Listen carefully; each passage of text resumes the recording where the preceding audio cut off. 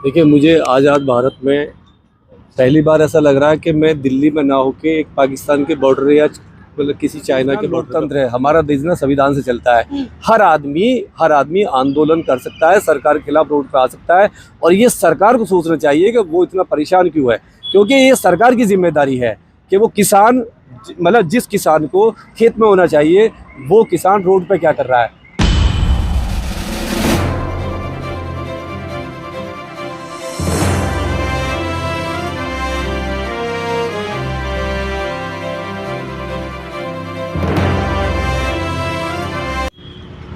Ghazipur border पे आप खड़े हुए हैं, या आपके पीछे दिख रहा है कटीले जो तार लगे हुए हैं। क्या लग रहा है, क्यों किसानों के लिए इतने कड़े इंतजाम किए गए हैं? ऐसा लग रहा है कि किसान नहीं, कोई बड़ा जो क्रिमिनल होता है उन लोगों के लिए ये लगाया जाता है, उस तरीके से लग रहा है आपको? देखिए, मुझे आज़ाद भारत में पहली बार ऐसा लग रहा है कि मैं दिल्ली में ना होके एक पाकिस्तान के बॉर्डर या मतलब किसी चाइना के बॉर्डर पे खड़ा हुआ। जिस तरीके से मेरे पीछे ये बैरिकेड है, ये हमने दोनों चाइना के बॉर्डर पर देखा, पाकिस्तान के बॉर्डर पर देखा है, जो आए दिन हमारे जो देश पे हमला करते हैं और उनको रोकने के लिए होता है। लेकिन ये जो सरकार है, इसने अपने ही किसान भाइयों के लिए, हमारे लोगों के लिए, जो हमारे लिए रात दिन मेहनत करते हैं, हमारे देश को पालने के लिए, अपने किसानों को, जो हमारे जो किसान भाई हैं, पूरे रात दिन किसानों में मेहनत मतलब खेती करते हैं, खून पसीना बहाते हैं, ये उनको रोकने के लिए यहाँ पे एक मतलब बाड़ लगा दी है। और इसका मतलब ये है कि जैसे वो कोई मतलब हमारे देश के ना हो के किसी मतलब बाहर देश के हो। अच्छा, मेरा सवाल एक ये रहेगा, यहाँ पे आंदोलन का देश रहा है हमारा। आपने देखा है कि हमेशा आंदोलन हुए हैं, गांधी जी ने आंदोलन किए हैं, बाबा साहब अम्बेडकर ने आंदोलन किए हैं, तो क्यों आज किसान आंदोलन कर रहे हैं तो उनके लिए इस तरह से किया जा रहा है? देखिए, आंदोलन से ही हमको उनसे ना अंग्रेजों से आज़ादी मिली थी जी। और कितने ही आंदोलन देश में हुए हैं। जब सरकारें गरीब आदमी की नहीं सुनती है, मजदूर की नहीं सुनती है, किसान की नहीं सुनती है, आदिवासियों की नहीं सुनती है, और जो बेरोजगार है उनकी नहीं सुनती है, तो उनको कहीं ना कहीं रोड पे आना पड़ता है। लेकिन ये सरकार का काम है कि उनसे बात करे और जो उनकी जो उनकी मतलब डिमांड है, जायज़ डिमांड है, उन डिमांडों को मांगे। और लेकिन इस तरह से नहीं कि आप उन पे आंसू गोले छोड़ें, बाड़ लगा दें, तारबंदी करें। आप पूरा एक ऐसा फील करें कि वो इस देश के नागरिक ही नहीं है। और वो किसान के घर में पैदा होना एक बहुत बड़ा जुर्म कर दिया उन्होंने। अगर वो किसान के घर में पैदा हो गए हैं, तो हम इस देश की सरकार से अपील करते हैं कि जिस तरीके से आपने अभी जो हमारे 2-3 लोगों को अभी जो भारत रत्न का अवार्ड दिया है, स्वामीनाथन की जो रिपोर्ट है, उनको जो आपने अवार्ड दिया है भारत रत्न का, आपने केवल नाम के लिए अवार्ड दिया है। जो उनकी रिपोर्ट है, जो किसान, जो उन्होंने खेती में इतने बदलाव किए, एक क्रांतिकारी जो हरित क्रांति लेकर आए वो स्वामीनाथन जी, उनकी जो रिपोर्ट पड़ी हुई है अभी, उस रिपोर्ट को आप क्यों नहीं लागू करते हैं? क्यों किसान आज रोड पे बैठा हुआ है? क्यों किसान को आप आंसू मतलब गोले बरसा रहे हैं उसके ऊपर में? और देखिए, हमारा देश ना लोकतंत्र है, हमारा देश ना संविधान से चलता है। हर आदमी आंदोलन कर सकता है, सरकार के खिलाफ रोड पे आ सकता है। और ये सरकार को सोचना चाहिए कि वो इतना परेशान क्यों है, क्योंकि ये सरकार की जिम्मेदारी है कि वो किसान मतलब जिस किसान को खेत में होना चाहिए वो किसान रोड पे क्या कर रहा है। अच्छा, कल एक मीटिंग हुई थी, आपने सुना होगा, कल एक बैठक हुई थी, 5 घंटे लगातार बातचीत चली है, लेकिन उसके बाद वो जो बातचीत थी वो विफल हो गई है। तो क्या लग रहा है कि आंदोलन होने से सरकार जो है किसानों की मांगे सुनेगी? देखिए, ये सरकार है, ये सरकार बहुत जिद्दी सरकार है। पिछली बार भी इनको 16 महीने लगे, 16 महीने तक ये लोग रोड पे बैठे रहे पूरे इंडिया में। 16 महीने में इनके 700 जो हमारे जो किसान भाई थे उन्होंने शहादत दी। और इनको नक्सली, खालिस्तानी, पाकिस्तानी, आतंकी, बाहर से पैसा आया हुआ है, किराए के गुंडे हैं, ले जाने क्या क्या एलिगेशन लगे। उसके बाद में जब देखा कि इलेक्शन आने वाला है, तो सरकार घुटने पाई और जो 3 जो काले कानून थे वो उन्होंने वापस लिए। तो हमारा ये कहना है कि आप इतना मजबूर क्यों कर रहे हो? क्यों उनको फिर 6 महीने बैठना पड़े किसान को? जो किसान अभी अपने खेत में होना चाहिए, अपने बच्चों के लिए जो ना हल चलाना चाहिए उसको, वो क्यों परेशान होगा? क्यों अपने वो पूरा खेती खत्म करके अपने बच्चों का हक मार के और वो यहाँ पे वो आ रहा है, यहाँ पे दिल्ली में क्यों आ रहा है? सरकार बिल्कुल भी किसी की नहीं सुनती है। ना वो किसान के साथ है, ना वो गरीब के साथ है, ना वो मजदूर के साथ है, ना वो बहन बेटियों के साथ है, ना वो जो हमारे बेरोजगार भाई हैं उनके साथ है। अच्छा, जिस तरीके से ये रोकें लगाई गई हैं बॉर्डरों पे, आपने देख रहे हैं जिस तरीके से बैरिकेड लगाए गए हैं, तार लगाए गए हैं, एक तरीके से इसको इंडो चाइना बॉर्डर की तरह बना दिया है, तो क्या लग रहा है किसान दिल्ली में प्रवेश कर पाएंगे, आंदोलन कर पाएंगे? देखिए यही लोकतंत्र की हत्या है। हमने कभी भी इतने सालों में नहीं देखा कि किसी की भी सरकार ने किसी भी आंदोलन को इस तरीके से रोका हो कि एक चाइना जैसा आपने बॉर्डर बना दिया हो।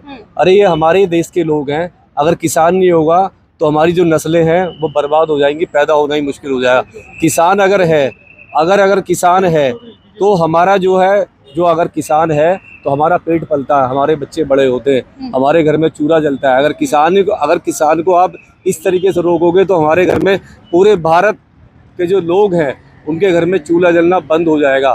तो हमारे लिए तो किसान एक भगवान की तरह है। किसान अन्नदाता है, किसान अन्नदाता है, वो हमारा अनाज पैदा करता है हमको जिंदा रखने के लिए। तो हम सरकार से अपील करते हैं कि वो किसानों की सुने।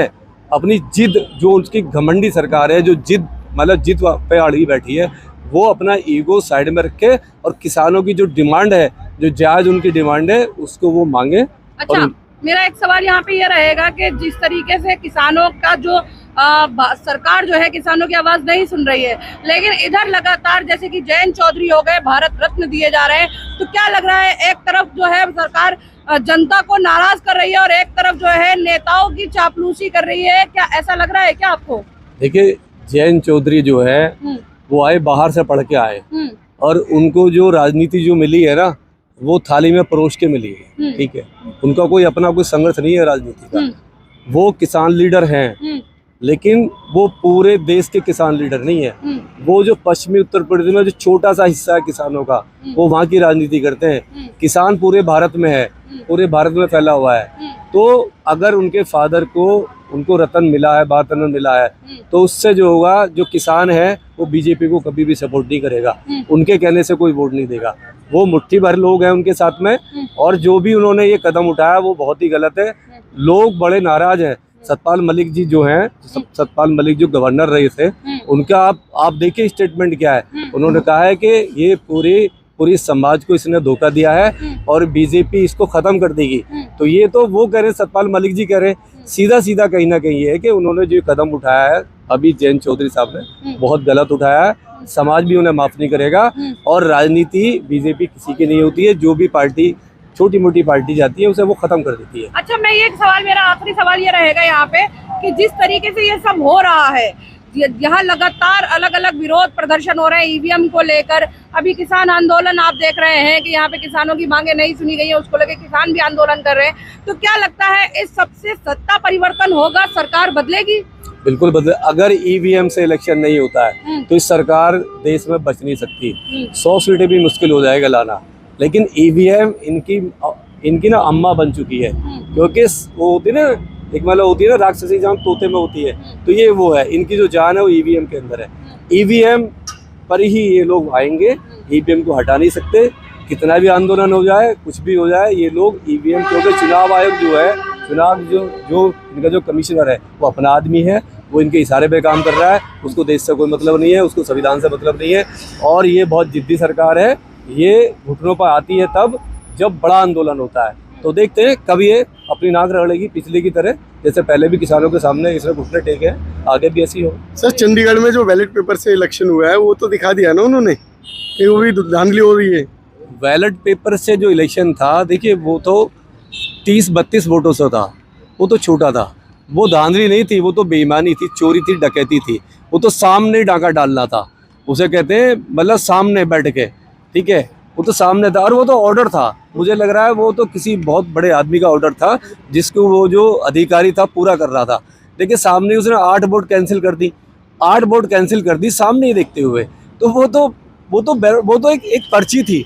वो पर्ची भी छांट के, जो कांग्रेस और जो आम आदमी पार्टी की पर्चियाँ थी, उनको छांट के कैंसिल कर रहा है वो आदमी। उसको तो ऑर्डर दिया हुआ था सामने डकैती करने का। देखिए, चोरी होती है, दिन में भी चोरी होती है। आंखों के सामने चोरी किया। कैमरा नंबर 7 जो था वहाँ पर, जो लगा हुआ था, जो कैमरा नंबर 7 था, वो साफ उसमें दिख रहा था कि वो आदमी बार बार वहाँ देख रहा था और वोटों को, जो वोट थी उनको वो कैंसिल कर रहा था। सीधी सीधी चोरी है, संविधान की हत्या की उन्होंने वहाँ पे। और सुप्रीम कोर्ट का जो जजमेंट आया है उसमें जो किया है कि लोकतंत्र की हत्या चंडीगढ़ चुनाव में, इससे बड़ा और क्या होगा। सर, तो इन्हें सजा क्यों नहीं मिल पा रही है? जब ये इनके लोग बैठे हुए हैं और वो इस तरीके से धांधली कर रहे हैं, फिर भी सजा नहीं मिल पा रही है, क्या वजह है? सारे जितने भी संस्थान हैं, संवैधानिक जो संस्थाएं बॉडी बनी हुई हैं, सब पे इस सरकार ने कब्जा कर लिया है, सबको गुलाम बना लिया है, सबको कहीं ना कहीं ईडी का, सीबीआई का, आईबी का डर दिखा के उनको गुलाम बना लिया, इसलिए वो इनके सारे पे काम कर रही है। देखिए सरकार बदलती रहती है, आती जाती है, तो कल कोई दूसरी सरकार आएगी, ठीक है, इनका कोई हमेशा तोड़ नहीं रहना है। ठीक है साहब। साथियों, जैसा कि सर ने कहा है, इनकी बातों से आप कितने सहमत हैं कमेंट बॉक्स में ज़रूर लिखें। हमारे चैनल को सब्सक्राइब करें और वीडियो लाइक शेयर करें। धन्यवाद।